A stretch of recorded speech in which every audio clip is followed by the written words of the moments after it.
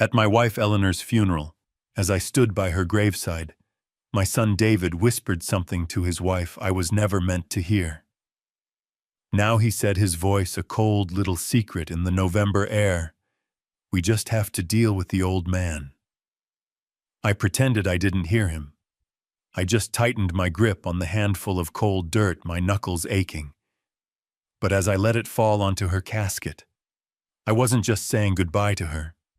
I was saying goodbye to the man they thought I was.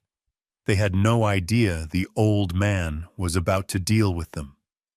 Before I continue this story, hit like and subscribe if you have ever had to stand up to family who underestimated your worth.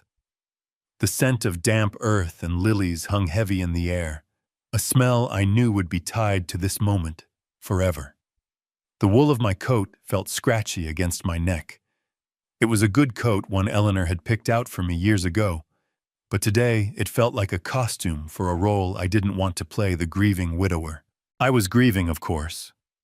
A part of me had been carved out, leaving a hollow space that echoed with 50 years of shared mornings and quiet evenings, but another feeling was already seeping into that space, something cold and sharp. Betrayal. I had stepped back to let an old friend of Eleanor's place a single rose on the casket. That was when I heard it. David, my son, stood just a few feet away with his wife Jessica. He thought I was lost in my sorrow. He was wrong. I've spent a lifetime as an engineer noticing the details people overlook. A hairline crack in a foundation, a subtle shift in a load-bearing wall, a whisper that carries the weight of a conspiracy. Now we just have to deal with the old man. The world didn't stop. The minister kept speaking in his soothing, practiced tones. But for me, everything went silent. It was as if a switch had been flipped, cutting off the sound of the world and leaving only the ringing in my ears. I looked at my son. His face was a perfect mask of sorrow, his shoulders slightly slumped. Jessica stood beside him, her hand on his arm, a portrait of supportive sympathy. But I had seen the quick, calculating glance she gave him after the whisper. It was the look of a partner in a well-planned business deal, not a daughter-in-law in mourning. I didn't confront them, not there. The engineer in me, the part that values structure and process, took over. You don't fix a compromised structure by yelling at it. You assess the damage. You draw up a new blueprint. I let the handful of dirt fall from my fingers, and with it I let go of the father David thought he knew. Later, back at our house, my house now, the rooms filled with the low murmur of sympathetic friends and neighbors. David and Jessica moved through the crowd, effortlessly accepting condolences, as if they were the sole inheritors of a kingdom. I watched Jessica direct the caterers I had hired, suggesting they move the dessert table to a spot with better flow. I saw David talking to his boss by the fireplace, one hand on the mantel, as if he'd been practicing the gesture his whole life. They weren't guests. They were the new management, assessing their acquisition. As I saw Jessica point to a painting Eleanor had loved, a landscape of the Colorado mountains, I remembered my wife's words from a few years back. We were sitting on the porch watching David play with his then teenage daughter, Chloe. Eleanor had said it quietly, almost to herself. "Be careful, Frank. David loves us, but he loves comfort more. And Jessica, she measures everything, even love." At the time, I'd dismissed it as her being overly cautious. Now her words felt like a prophecy. The crowd thinned as the afternoon wore on. People offered hugs and promised to call. I nodded and thanked them, my own voice sounding distant. When the last guest finally departed, I stood in the entryway, expecting the quiet peace of an empty house. Instead, David and Jessica approached me, their faces carefully arranged in expressions of concern. "Dad." David began, his voice soft. "We've been talking. We don't think you should be alone right now." Jessica chimed in, her tone smooth as silk. "It's too much for you. This big house, all the memories. We're going to stay for a few days, just to help you get back on your feet." I looked from my son's earnest face to my daughter-in-law's caring smile, and I saw the blueprint. This wasn't an offer of help. It was an occupation. The first phase of their plan to deal with the old man was officially underway. I simply nodded. "That's very thoughtful of you," I said. And in the quiet of my own mind, I began to draw up a blueprint of my own.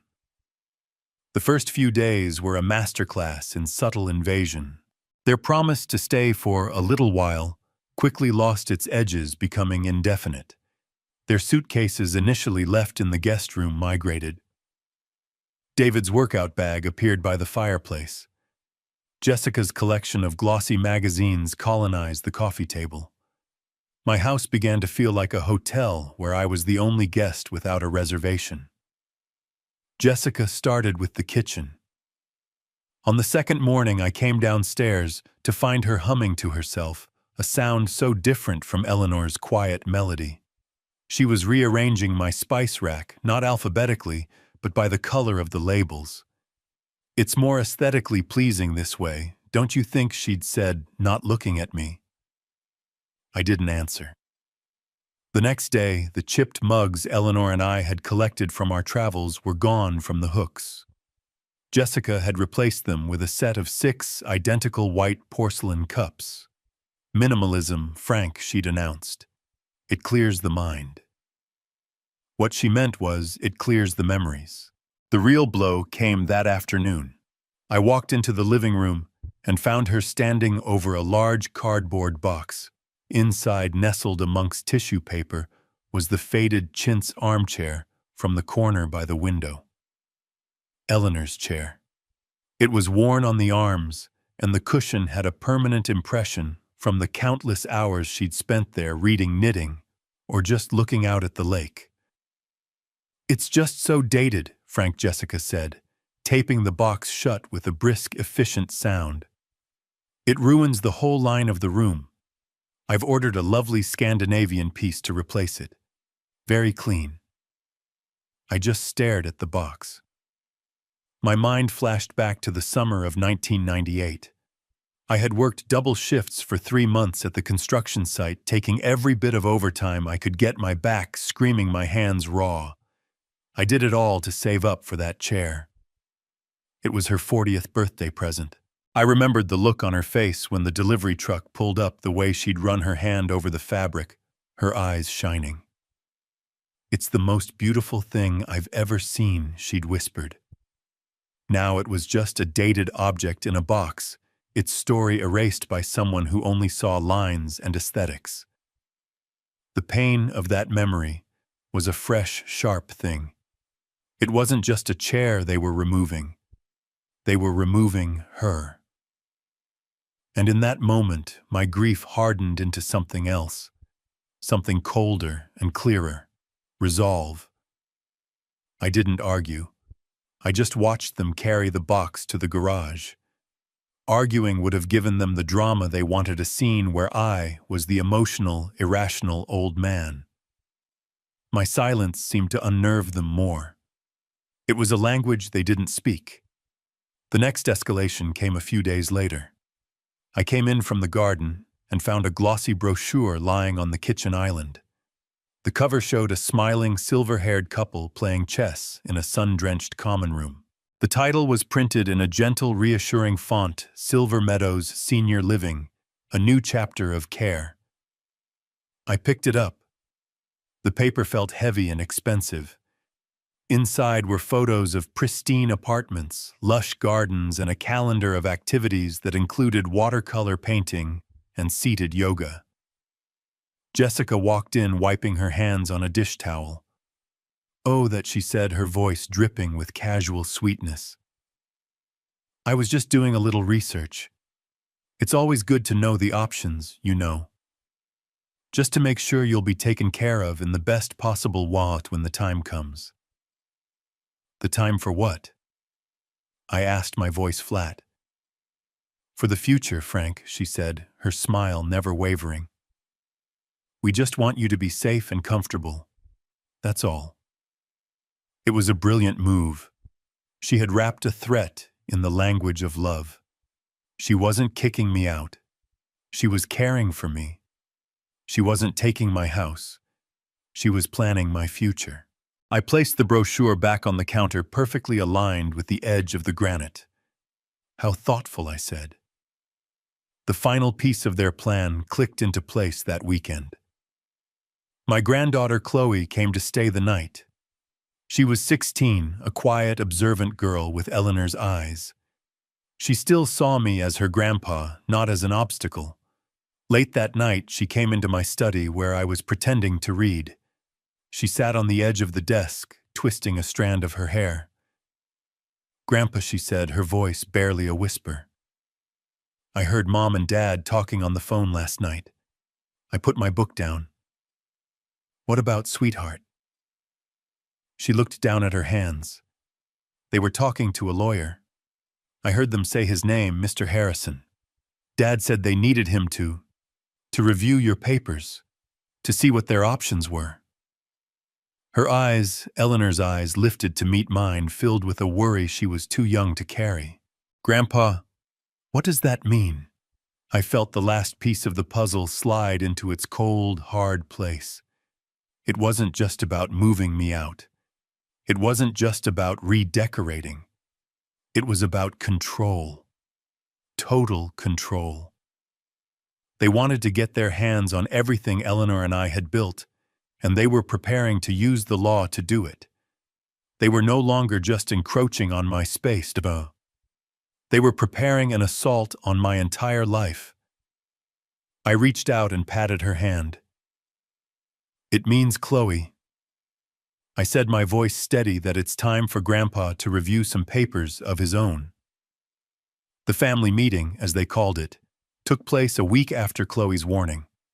They didn't ask me if I was free. They announced it over dinner on a Tuesday night. "We'll all sit down tomorrow, Dad," David had said, "and go over some things to make life easier for you." The phrase "make life easier" had become their new weapon, a velvet glove for an iron fist. They chose my living room for the stage, my own living room. Jessica had even prepared a pitcher of iced tea with lemon slices floating in it, like this was a civilized business negotiation. They sat across from me on the sofa Eleanor and I had bought together, a united front of practiced concern. David held a thick, leather-bound portfolio on his lap. Jessica had her hands folded neatly, a picture of calm, supportive patience. It was all a performance, and I was the sole member of the audience they intended to dupe. David cleared his throat and began. "Dad, as you know, Jessica and I have been thinking a lot about your future." He opened the portfolio. "We've put together a comprehensive plan to ensure you're secure and well cared for, so you don't have to worry about a thing." He spoke in a smooth, confident tone, the one he used when he was trying to sell a bad idea. He talked about the burdens of home ownership for a man my age. The property taxes, the upkeep, the risk of a fall. He spoke of the financial markets, of maximizing assets, of strategic planning. It was a beautiful speech full of corporate jargon that meant nothing and everything. Then Jessica took over, her voice softer, more intimate. "Frank, we've found the most wonderful place for you. It's called Silver Meadows."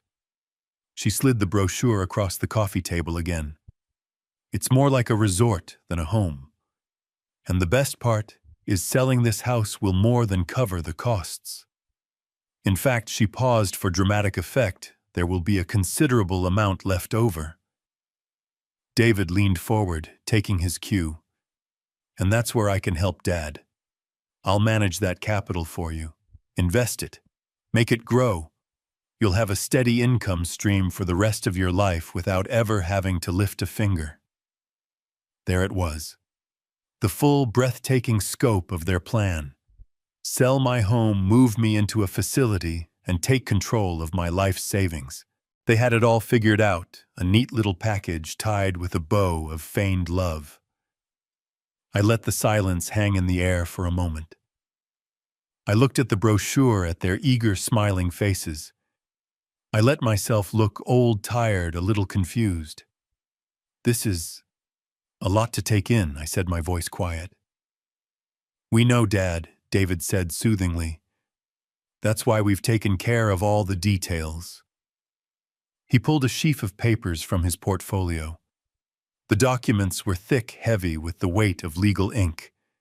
He laid them on the table in front of me. "This just makes it all official." I looked down at the top page. The words were stark and final, durable power of attorney. I saw my name, Frank Miller, and his David Miller agent. I scanned the paragraphs. It gave him total, unconditional control. The power to buy and sell property in my name, to access my bank accounts, to make my medical decisions, to speak for me in all matters legal and personal. It was a document of surrender. "It's just a standard procedure," Frank Jessica said, her voice a gentle murmur. "It allows David to handle the sale of the house and manage the investments without bothering you with every little piece of paperwork. It's for your own convenience." My own convenience. They were offering to erase my identity for my convenience. I picked up the top page, my hand trembling, just slightly, a performance I didn't have to fake entirely. I squinted at the text. "This seems very permanent," I said. "It just simplifies things," David insisted. "It's what families do. We take care of each other." I knew I couldn't refuse outright. That would confirm their narrative that I was difficult, uncooperative, perhaps even confused. They would use my refusal as the very reason they needed to take control. So I played the part they had written for me. I put the papers down and rubbed my temples, a gesture of a man overwhelmed. I don't know, kids. This is all happening so fast." My voice was frail. My mind isn't as sharp as it used to be. I'd need to have my lawyer look at this, just to make sure I understand everything." The shift in the room was immediate. The warmth in their expressions cooled by a few degrees. David's smile tightened at the edges. Jessica's hands unclasped. I saw a flicker of impatience in her eyes before she masked it. "A lawyer," David said, trying to keep his tone light. "Dad, this is straightforward. It's a standard form. You don't need to spend money on that." "I'd just feel better," I insisted, my voice weak. Henry always handled my papers. I should call him. Henry was my old lawyer. He had retired 5 years ago, a fact they knew perfectly well. My mention of his name was a test. Jessica recovered first. She placed a gentle hand on my arm. "Of course, Frank. Whatever makes you feel comfortable. We just want you to be happy." But her eyes told a different story. They were cold, calculating. She was already thinking of her next move. They agreed to let me think about it. They gathered their papers, their smiles back in place, but the performance was strained now. They believed I was just an old man, scared and confused, putting up a feeble final resistance before the inevitable. They thought my request for a lawyer was a sign of weakness, a delaying tactic. They had no idea it was the first move in a game they didn't even know we were playing. As they stood to leave, Jessica paused at the door. She looked back at me, her expression a perfect blend of sympathy and warning. "We hope this doesn't get more complicated, Frank," she said, her voice soft as a threat. "We'd hate to have to take necessary steps to protect you." I knew exactly what she meant. The word guardianship hung unspoken in the air between us, a legal cage they were ready to build around me. I just nodded, looking down at my hands, as if in defeat. "I understand," I whispered. and I did. I understood perfectly. They had just declared war, and they had no idea I was already prepared for battle. The moment they left, the mask of the frail, confused old man fell away. I didn't feel overwhelmed. I felt a cold, clean anger that was as precise as a blueprint. They thought my request to see a lawyer was a sign of weakness. They were wrong. It was the starting pistol for a race they didn't know they were running. I waited a full hour, letting the house settle back into a silence they had disturbed. Then I walked to my study, closed the door, and pulled out a small, unassuming flip phone from the back of my desk drawer. It was an old-school, untraceable device I kept for emergencies. This qualified. I dialed a number I knew by heart. It rang twice. Sarah, a calm, no-nonsense voice, answered. "It's Frank," I said. "They made their move." "I figured it was coming," she replied without a trace of surprise. "The coffee shop on Elm Street. 1 hour." Sarah Jenkins wasn't just a lawyer. She was a fortress. She had been my and Eleanor's estate planner for 20 years. She was sharp, discreet, and had a deep-seated dislike for entitled children. When Eleanor and I first saw the warning signs in David's behavior a decade ago, it was Sarah who helped us build the walls. We met at a small table in the back of the coffee shop. The air smelled of roasted beans and rain. I didn't have to tell her the whole story. She already knew the characters. I just laid out the events of the last few weeks, ending with the power of attorney documents they had placed on my coffee table like a surrender flag.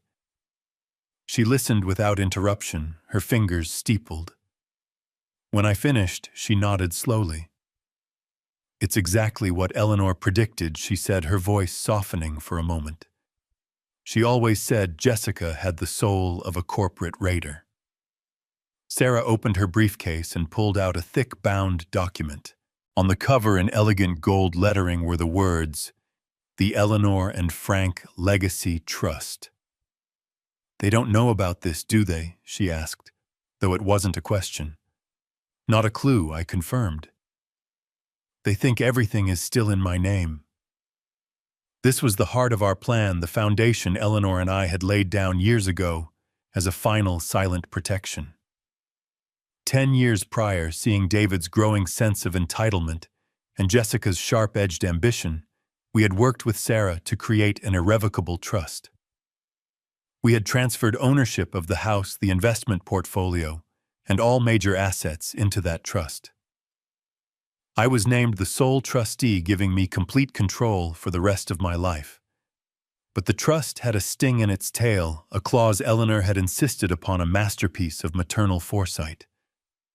Sarah read it aloud, her voice cool and precise. "In the event that any party initiates legal proceedings to declare Frank Miller mentally incompetent or attempts to gain control of his assets through undue influence or coercion, and such proceedings are found by a court to be without merit, the beneficiary, David Miller, shall be automatically disinherited from any and all assets remaining in this trust upon Frank Miller's passing."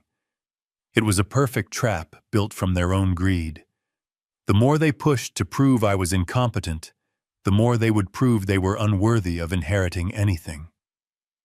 "So what's our next move?" I asked. Sarah's expression was all business again. "We let them think they're winning. We play for time while we gather more evidence of their intent. Your performance as the confused father was perfect. Keep it up. Agree to nothing, but seem like you're on the verge of giving in." She leaned forward. "I want you to get a recording device, Frank. Something small. Keep it in the living room. Let's hear what they say when they think you're out of the room." I nodded. "Already thought of that." "Good man," she said with a rare smile. "Now we need to bait the trap. They're greedy. Let's give them something to be greedy about." That's when the idea of the old investment statement came to me. It was perfect. It was a real document, but from an old underperforming account I kept for tax purposes. The balance was just enough to look tempting, but not so much that its disappearance would be a major financial blow. It was a piece of cheese for the mice. I left the coffee shop feeling a sense of control I hadn't felt since Eleanor's death. The grief was still there and a constant low hum beneath the surface, but now it was accompanied by the sharp, clear note of purpose. I was not just a grieving widower. I was a trustee, a protector of a legacy. I was a father about to teach his son a lesson that was 20 years overdue. That evening, I set the stage.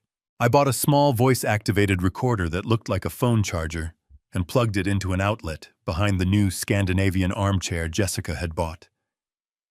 It was poetic in a way. The very object she had used to erase Eleanor's memory would now serve as a witness to her own downfall. Then I went into my study. I took out the old, nearly worthless investment statement and left it on top of a pile of papers on my desk. I left it slightly askew, as if an old man had been looking at it and had forgotten to put it away properly. It was a quiet invitation, an open door into their own worst instincts. I didn't have to wait long. The next morning, I was in the garden pretending to fuss over Eleanor's roses when I saw Jessica walk into my study through the window. She lingered for a moment, then I saw her pick up the statement. She stood there reading it, her back to me. Even from a distance, I could see the stillness in her posture, the intense focus of a predator that has just spotted its prey. She took out her phone and snapped a picture of the document. Then she placed it back on the desk, not exactly where it had been, but close enough. The bait had been taken. Now all I had to do was wait and listen. The walls of my house had started talking, and I was finally ready to hear what they had to say. The week that followed was a quiet, suffocating siege. My act of the forgetful, hesitant old man was perhaps too convincing. Seeing my passivity as weakness, Jessica began to tighten the net. She started by managing my mail, stacking it on the hall table with a bright, "I'll sort this for you, Frank, so nothing gets lost." It was an act of dominance disguised as help. Every morning I'd watch her flip through my letters before I could her eyes scanning for bank statements or official-looking envelopes. She didn't know. I had already rerouted all important financial correspondence to a new P.O. box. The voice recorder hidden in the charger became my silent, secret ally. It was on the third night after I'd planted the bait that it paid its first dividend. I was upstairs pretending to be asleep when their low voices drifted up from the living room. I retrieved the recorder the next morning when they were out for a run. Back in my study, I put on my headphones and listened. "Did you see that statement on his desk?" Jessica's voice was a sharp, excited whisper. "Almost $80,000 just sitting in some old fund. He probably doesn't even remember it's there." 80,000, David's voice was thick with greed. "We need to get that power of attorney signed, Jess. Now, before he does something stupid with it like donate it to that dog shelter Eleanor loved." "I know," she replied, her voice dropping lower. "That's why I called Dr. Evans. He's making a house call on Friday. He knows how to handle these things. He'll ask the right questions, document Frank's confusion. His report will be all the leverage we need. If Frank still resists the POA after that, we'll have the grounds for a guardianship petition. The doctor's report will make it an open and shut case." I took off the headphones, my heart pounding a slow, steady rhythm. There it was. Not just a plan to take my money, but a conspiracy to strip me of my rights, to have me declared legally incompetent. They were going to use a doctor to create a fiction, a story of a senile old man who needed to be saved from himself. The coldness of it was breathtaking. I saved the audio file to a secure encrypted drive and sent a copy to Sarah. 2 days later, on Friday morning, Jessica made the announcement. She did it at the breakfast table, her voice full of sugary concern. "Frank, I was so worried about you after your little fall the other day, I took the liberty of asking Dr. Evans to stop by. He's a wonderful geriatric specialist. He's just going to check on you and make sure you're all right. He'll be here at 11. I looked at her and nodded slowly, letting my eyes look a little watery. That's very kind of you, Jessica. I said, my voice raspy. But I'm fine. Of course you are, she said, patting my hand. This is just a precaution. What she didn't know was that I had taken my own precaution. On Sarah's advice, I had made an appointment on Thursday, the day before, with Dr. Anya Sharma, the head of geriatrics at the city's most respected hospital. Sarah had arranged it. Dr. Sharma was known for her thoroughness and her fierce independence. She couldn't be bought or charmed. I had spent 2 hours with her. She put me through a full battery of cognitive tests. We talked about my life, my finances, my relationship with my family. I told her everything without the frail performance. I spoke as the engineer. I was laying out the facts, the timeline, the overheard conversations. She listened, her expression unreadable. At the end of the evaluation, she looked at me over the top of her glasses. Mr. Miller, she'd said, your memory and reasoning are sharper than most men half your age. You are without a doubt fully competent to manage your own affairs. She had printed and signed a comprehensive multi-page report on official hospital letterhead. That report was now sitting in my briefcase in my study, a silent torpedo waiting for the right moment. Dr. Evans arrived at 11 sharp. He was exactly as I'd pictured, smooth, charming, with a condescending bedside manner and eyes that never quite met mine. He asked me simple questions, but in a patronizing tone. Now, Frank, what did you have for breakfast today? Do you remember? He checked my blood pressure and tutted. A little high. Stress, I imagine. It's a lot to manage a house this size. David and Jessica hovered in the doorway, watching their faces, masks of loving concern. I played my part. I hesitated on my answers.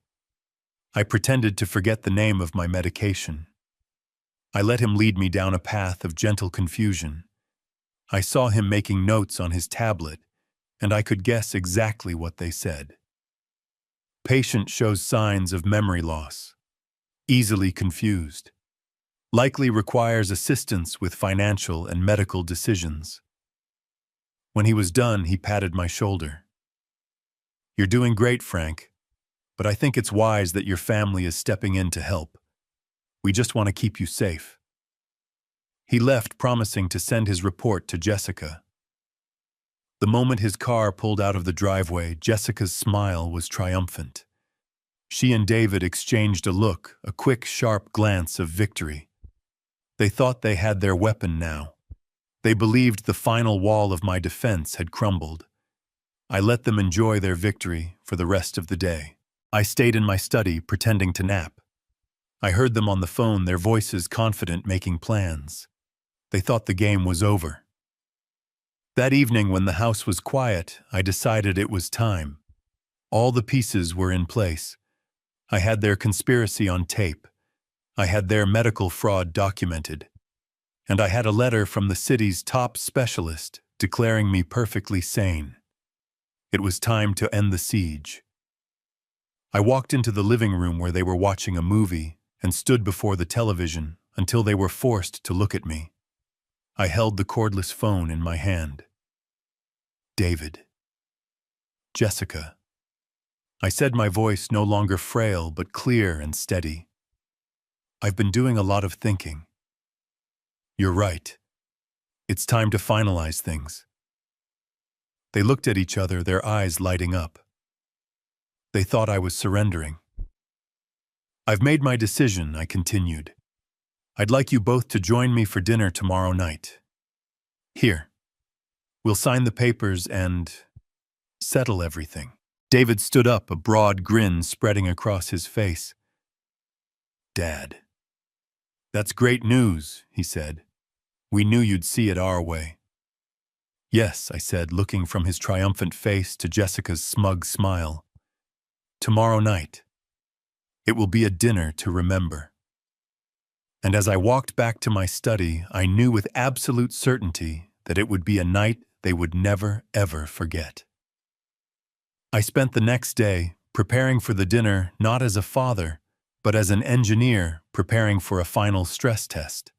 I didn't cook an elaborate meal. That would have been a performance. Instead, I made Eleanor's favorite roast chicken with rosemary from the garden.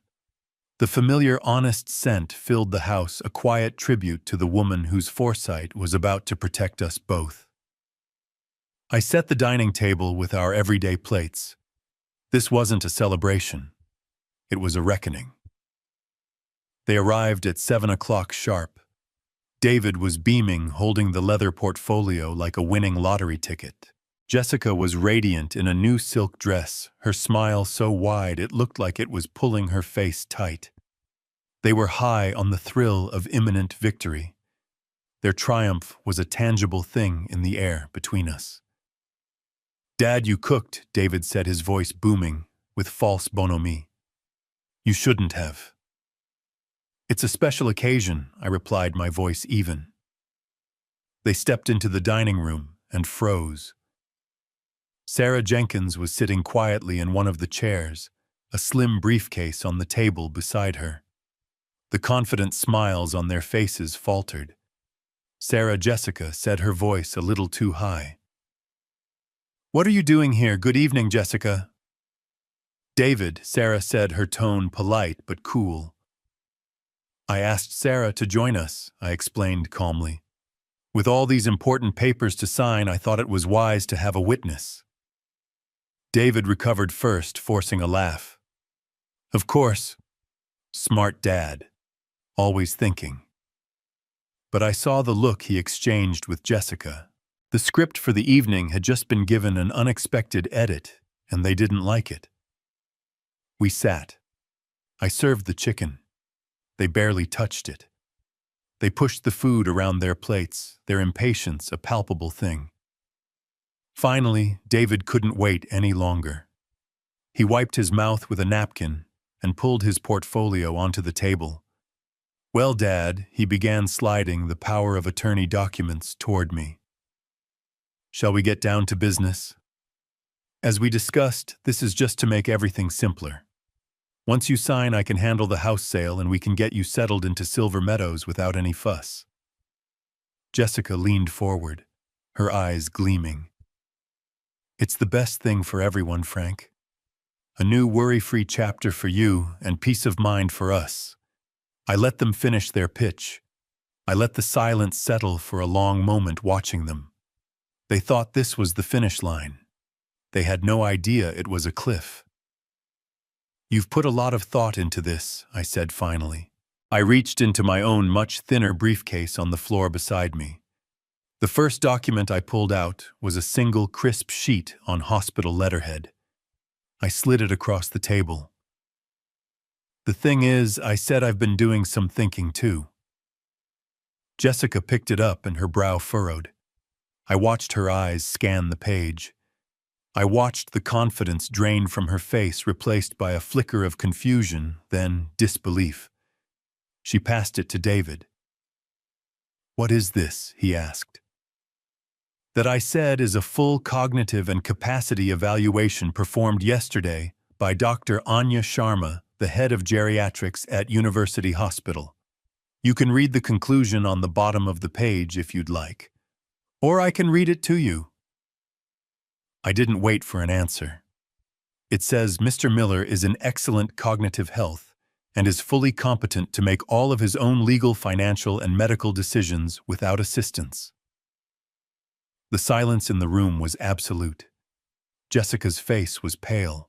David stared at the paper as if it were written in a language he couldn't comprehend. "But, Dr. Evans," Jessica stammered. "Dr. Evans's opinion will make for an interesting exhibit should this ever go to court," Sarah said, speaking for the first time. Her voice was like ice. especially when we subpoena his records and see who paid for his evaluation. Before they could find their footing, I reached into my briefcase again. This time I pulled out the thick, bound document from Sarah's office. I placed it on the center of the table with a soft, definitive thud. "And this," I said, "is the other thing you didn't account for. It's called the Eleanor and Frank Legacy Trust. Your mother and I set it up 10 years ago." I opened it to the first page. "As you can see, this trust has been the legal owner of this house, the investment portfolio, and all other major assets for the last decade. I am the sole trustee, which means nothing can be sold or transferred without my signature. And my name," I tapped the page, "is the only one that matters." David looked like he had been punched. "The house isn't in your name." "Not for a long, long time, son," I said. Jessica found her voice sharp and ragged. "This is a trick, some kind of legal nonsense. It's called estate planning," Sarah corrected her smoothly. "And there's one more detail you should be aware of, a clause your mother Eleanor insisted we include." Sarah's eyes were fixed on David. "It states that if any party, including a beneficiary, initiates a meritless legal action to have my client declared incompetent, that party is immediately and irrevocably disinherited." David's face crumpled. The bravado, the confidence, it all evaporated, leaving behind the terrified boy I hadn't seen in 30 years. He understood.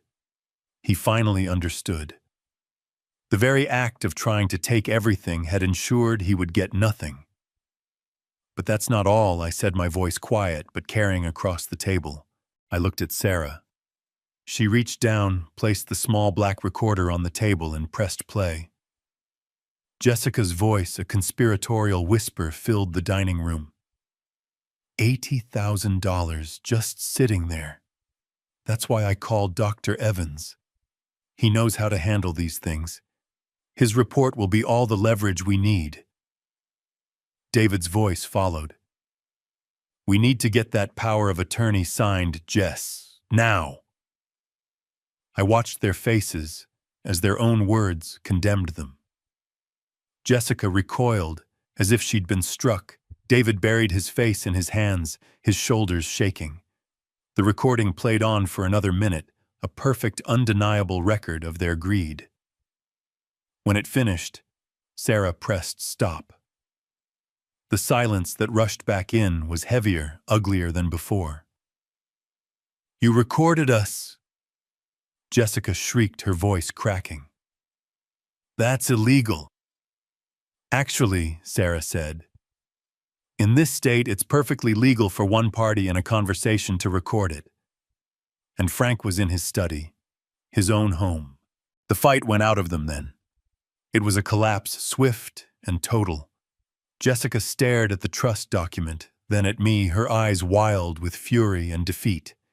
David just sat there, broken, muttering, I didn't know." I let them sit in the wreckage for a full minute. Then I stated my terms. My voice was calm. There was no triumph in it. Only the quiet finality of a long overdue decision.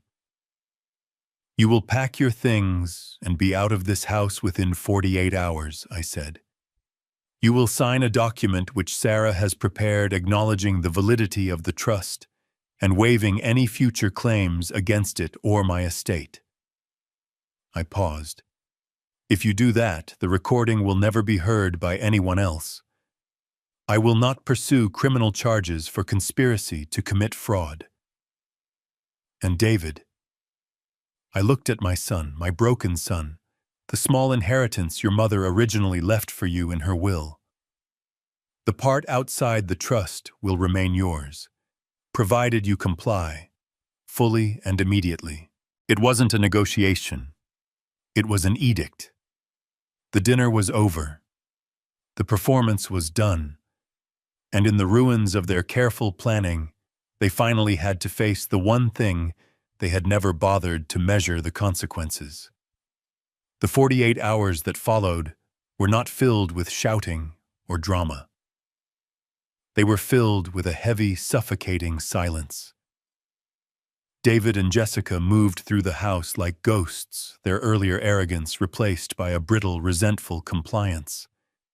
They packed hastily, their movements sharp and angry. I didn't watch them, but I heard them.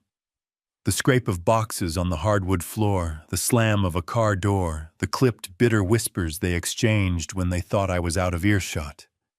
They didn't speak a single word to me. Not one. I stayed in my study, the door open, listening to the sounds of their defeat. There was no satisfaction in it. Only a profound, weary sadness. This was my son, my only child, and his wife, and our relationship had been reduced to the grim logistics of an eviction. On the second afternoon, a rental truck pulled into the driveway. They loaded the last of their things without a word. I stood at the living room window and watched the truck pull away, leaving a dark oil stain on the driveway where it had been parked. And then, for the first time in months, the house was truly quiet. It was a different kind of silence this time. It wasn't the lonely, echoing quiet of grief. It was the deep, restorative silence of peace. The house felt like it could breathe again. It felt like mine again. I walked through the rooms, touching the walls, running my hand along the familiar grain of the dining table. The air itself felt lighter, cleansed of their tension and their greed. That evening I went into the garage. In the corner under a dusty tarp was the cardboard box Jessica had sealed with such finality. I cut the tape and opened it. There, nestled in tissue paper, was Eleanor's armchair. I carried it back into the living room, my muscles straining, and placed it in its rightful spot by the window.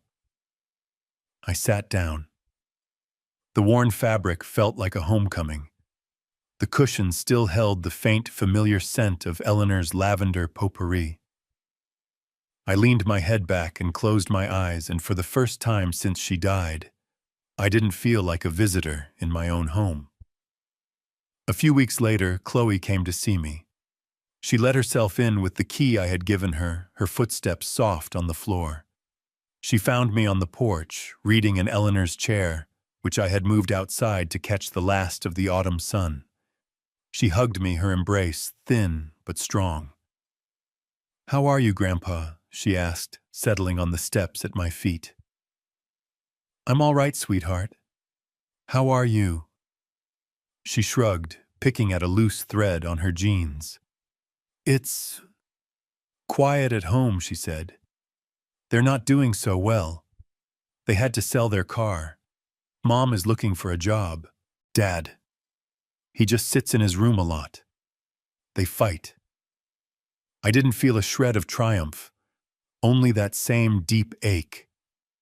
This was the wreckage, the necessary painful fallout of their choices. "I'm sorry to hear that, Chloe," I said, and I meant it. She looked up at me, her eyes, Eleanor's eyes, searching my face. "You did the right thing, didn't you?" "I did the necessary thing," I replied. "Sometimes they aren't the same. Honesty is a heavy thing to carry at first, sweetheart. It takes time to get strong enough to stand up straight with it." She nodded as if that made a kind of sense to her. We sat together for a long time, not talking much, just watching the leaves fall. Before she left, she gave me another hug. "I'm glad you're okay, Grandpa," she whispered. I was worried. "I'm more than okay," I told her. "I'm finally free." That evening, after she had gone, I sat in Eleanor's chair as the sun went down the sky, turning a deep, bruised purple. I held an old photograph in my hand, a picture of me and Eleanor taken on this very porch 30 years ago. We were young, smiling, our arms around each other, the house behind us, a solid, dependable promise. I had protected that promise. I had defended our legacy and reclaimed my own dignity. The battle was over. But my work wasn't done. The wealth we had built together was never meant to be a weapon or a trophy. It was meant to be a comfort, a security. And now it could be something more. I picked up the phone. I scrolled through my contacts until I found the number. A small local animal shelter Eleanor had volunteered at for years, a place she had loved. A woman with a kind, tired voice answered on the second ring.